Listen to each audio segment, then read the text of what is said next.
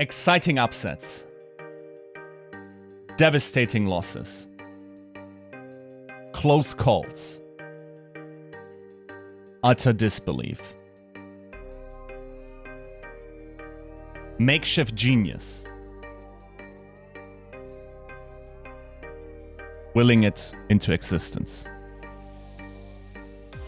This and more was the start of the Overwatch League's 4th season, culminating in the final bracket of the May Melee tournament. Let's revisit some of those moments of what might have been the best Overwatch Esports has ever been.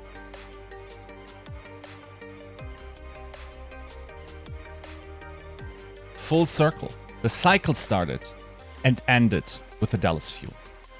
In the Battle of Texas, that went the full distance between two teams who would become sort of the protagonists in the dance for the May Melee tournament cycle, with the Houston Outlaws taking the series and setting themselves up for a promising start to the season. Getting a Primal Rage, knocking some players back. Nano boost for both sides, rally available as well for the Outlaws early. Fearless, nano boosted here, but Repel's gone down early, so Fearless has to do work. Because when he runs out of health, that's going to be it. No one's going to be topping him back up. He has a Primal Rage, and he gets it just in time. It was 1 HP, but it's enough. Jungu though pursues Doa to the ends of the earth, and Fearless finds yet another kill. Again, the Tracer duel continues on the point, but Jungu comes in, interrupts the gentleman's fight, and pushes them away. The Houston Outlaws have done it. There's a new sheriff in town. It was also the starting point of one man's rocky road to his first international title. After an off-season in which he didn't even know if he'd find a team, but eventually ending up in Dallas, having played for the Outlaws last year. The match was of particular importance to Jexy. In the post-match interview, the Fuel's main support found the deciding difference in their defeat to be his own performance. 이겼던 맵이든 좀 졌던 맵이든 뭐 실수가 굉장히 많이 나왔던 것 같아요. 원래 하던 대로 잘 안 됐고 특히 5세트는 제가 너무 못해가지고 네, 그게 문제였던 것 같아요. Whether it was a map that we won or lost, I feel like we saw a lot of mistakes on our end, and it's just really unfortunate that we weren't able to play the way we did prepare ourselves to. And for map 5, I feel like the ultimate difference was that I didn't do well. I think that was the biggest problem. Jexy's Fuel would come back the next match in impressive fashion, beating the Gladiators, a team which was expected to be one of the top teams coming into Season 4. And therefore keeping their tournament participation hopes just barely alive, despite losing their dedicated hitscan player in XC, due to a recurring injury that caused the player to put his career on hold once more. Over in the other division and late into the offseason, the Philadelphia Fusion made the jump to the Eastern region, competing out of the T1 office. However, with it came COVID-related difficulties in bringing their Western players over, and so solutions had to be found on short notice. Bringing in veterans in Rascal, Toby, and Hotba on 30-day contracts, the Fusion set out to make the best out of an unfortunate situation. And that they did. As one of the only 3 undefeated teams during the qualification phase, the Fusion did the unthinkable and sat atop the Eastern region despite Coach Christopher's initial guesstimate after their first game of the season. My prediction is probably that every single team, there won't be a single 4-0 team from this tournament cycle. I think each team will probably drop at least one map. Well, the Fusion fell short in the qualifying rounds for the May Melee main event in an incredibly hard-fought match against the eventual runner-ups of the tournament, the Shanghai Dragons. The team's ability to deliver such a performance in short time bodes well for the future, especially now that they've secured the efforts of Toby and Hotba for the rest of the season, as the organization announced during the Overwatch League break. Another major surprise turned out to be the other Texan team in the Houston Outlaws. Rejuvenated by their new frontline airlifted in from Talon Esports and Piggy and Django, as well as their new DPS signing Happy, the Outlaws continued their Dark Horse run after their first initial victory against the Fuel. Also in the second game against the San Francisco Shock, in which they won the series in a close 3-2.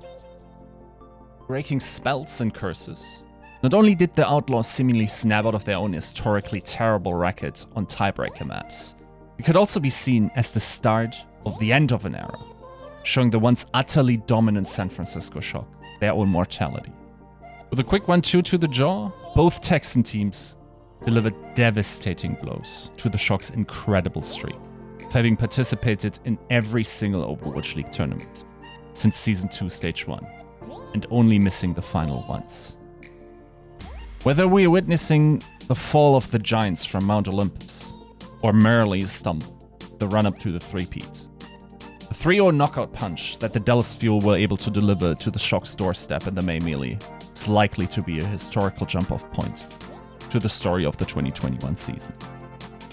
Whether it'll be a proof of parity, or a required knock to switch on the Terminators of the Overwatch League, remains to be seen.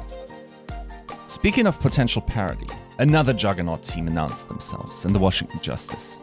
One of the 3 teams that went to the knockout stages with a 4-0 clean sheet, but failed to jump the last hurdle to Hawaii, completing the pattern that after only 5 games in the Overwatch League, every single franchise in Season 4 had been beaten at least once.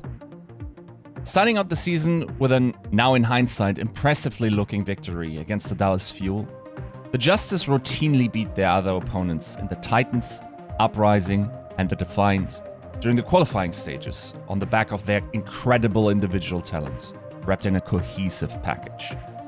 Despite some community concerns for their backline of Bebe and Closer, the pair delivered to satisfaction, backing up the star-studded frontline and superstar DPS player Decay.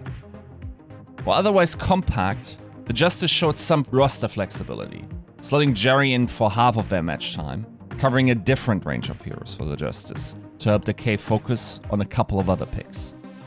이게 DK 선수가 이제 제가 못하는 챔피언을 되게 잘 다룬다고 생각을 하고 있는데, 물론 DK 선수가 맥클이나 뭐 리퍼도 잘하는 건 사실이지만, 이게 이제 DK 선수가 제 부족한 약간 트레이서나 약간 이런 겐지 이런 부분을 채워주고, 이제 제가 워싱턴의 메인 히트 스캔으로 있어서 제가 맥크리와 리퍼를 사용하는 맵인 만큼 제가 먼저 뛰었던 것 같아요.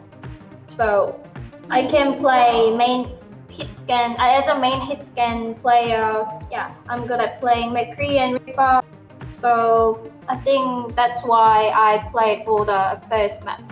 Steaming through the qualifying stages of the May Melee tournament cycle, the Justice train was eventually stopped at a potentially unforeseen and maybe underrated destination.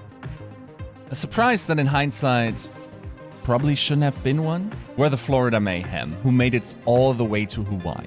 A vast take here. Mayhem, dude! Mayhem! What were you guys smoking with Mayhem being so low? This is crazy. Opting to mostly augment instead of build a new foundation, last year's 6th place team in the regular season only changed their starting lineup in 2 key positions, Slime and OG.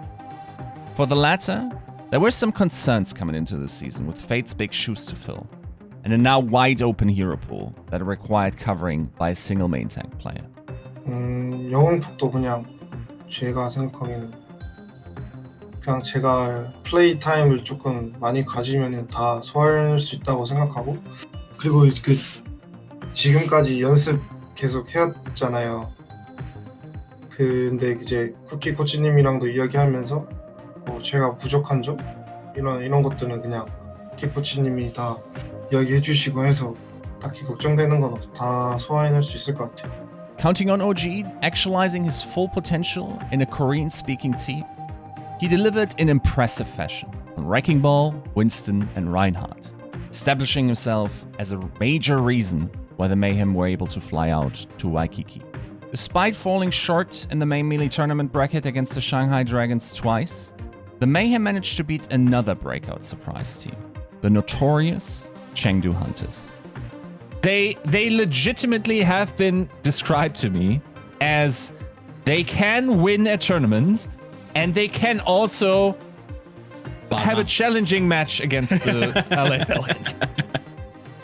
Like they're basically slap in the middle, and that's where I put them. Yeah. So you think you're subscribing that they're still within the Chengdu zone, but like almost more so. Oh no, they settled. They're doubling down. They planted their feet. They're into it. I love it. I'm more excited.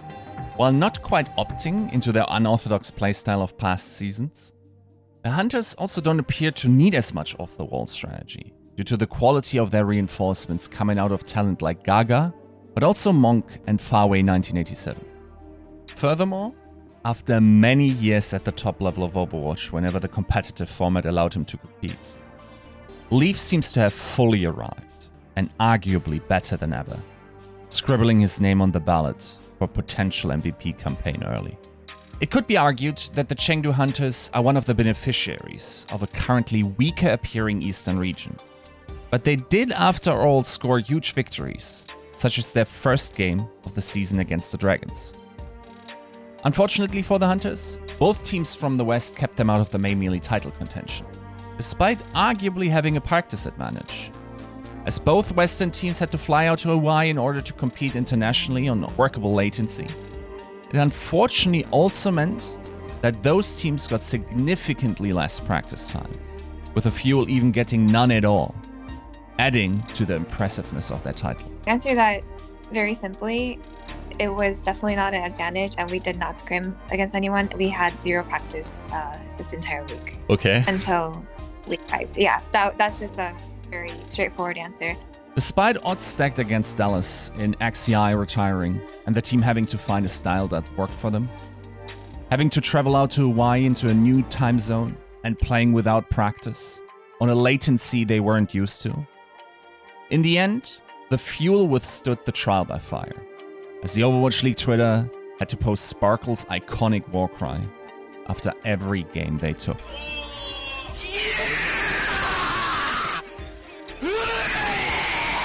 Perhaps it is even plausible that the very hardship this team faced made the victory even possible, allowing them to piece themselves together, unique and anew, after cracking under the pressure of the Outlaws and the Justice losses and the retirement of XC, mending themselves in the heat of the moment. Perhaps it is impossible to forge a player as outstanding as arguably tournament MVP Fearless, without having to go through the soul-crushing process of having been part of the 140 Shanghai first. Maybe Jaxie's fear of lacking and requesting forgiveness is the fuel that drives him and made him a champion for the first time in his professional career after 4 years of trying. With all these buts and ifs, there is but one certainty.